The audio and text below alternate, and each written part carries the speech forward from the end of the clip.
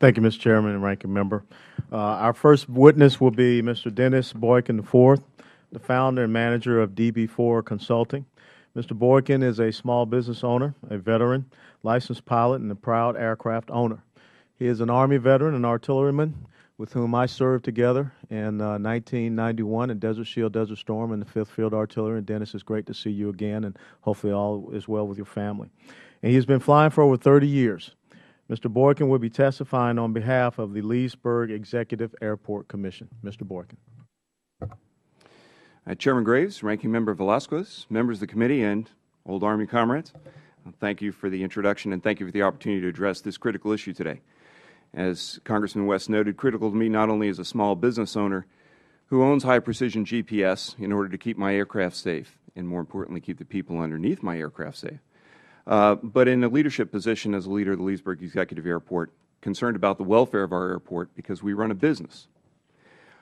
I have three concerns regarding this potential interference with high-precision GPS receivers: my family's safety, the costs associated with the proposal, and the impact on our general aviation infrastructure. And I've spent nearly $40,000 on GPS equipment installations over the last 8 years in 2 airplanes. I'm not unique in my community. Many of us have spent a lot of money to increase our margin of safety while running our businesses and flying our airplanes. And make no mistake about it, GPS is a matter of life and death.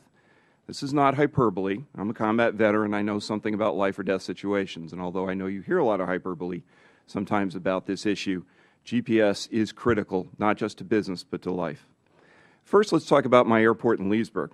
We have a saying out there, as I serve the town and its residents in running that airport, and that airports are not about airplanes, they're about commerce. Our airport provides an interstate commerce benefit, bringing over 200 jobs and $80 million a year in economic impact to Leesburg and Loudoun County, Virginia. We have over 250 aircraft based at our field, and nearly all of them are GPS equipped. Now, the FAA estimates if LightSquared deploys a system as tested at Holloman Air Force Base a few months back, they're estimating a $440 million a year negative economic impact to general aviation, 800 lives lost per year, and $22 billion in opportunity cost if NextGen isn't deployed. That's their numbers, not mine. My estimate's a little more personal. I don't want to have to go explain to residents in Leesburg and to the town council why the airport is causing trouble. In my second role, managing a business, I'm hearing LightSquared's claims that their system won't interfere with GPS. Then I read Mr. Russo's testimony to the House Armed Services Committee Subcommittee on Strategic Forces that says exactly the opposite. LightSquared claims they have a filter. In fact, Mr. Carlisle, I think, has one here with them. It will magically solve the problem that they caused, in my opinion. Am I expected to bear the expense of the certification, installation, downtime, and test flights surrounding these filters? Mr. Carlisle will tell you not that Garmin should provide that. Oh, by the way, the FAA hasn't certified these yet. Speaking of businesses, let's talk about environmental impacts. Recently, I took a business trip to Florida to an Army conference. Made that trip on a direct routing, thanks to GPS. Saved an enormous amount of fuel, not following the airway routes. This is the entire precept behind NextGen, direct routing. With any impact on GPS, we lose those environmental improvements and the reduced carbon footprint of each flight. And finally, I'm concerned about the safety of every flight. GPS signals, enhanced by Wide Area Augmentation Service, have created a precise flight environment today that is unrivaled in our history. Flight is so much safer today than when I learned to fly 30 years ago. I am no longer uncomfortable in getting up in bad weather. Now, let me put you in an entirely likely scenario. Imagine yourself flying in my airplane at night, returning from a trip.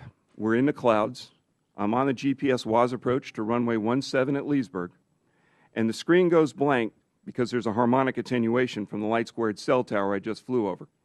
Now, the engineers will tell you that cell phone towers only impact ground receivers. Every general aviation pilot on the East Coast will tell you otherwise. And don't ask me why I know this, but up to about 5,000 feet, you can get a good cell phone signal. I just happen to know that.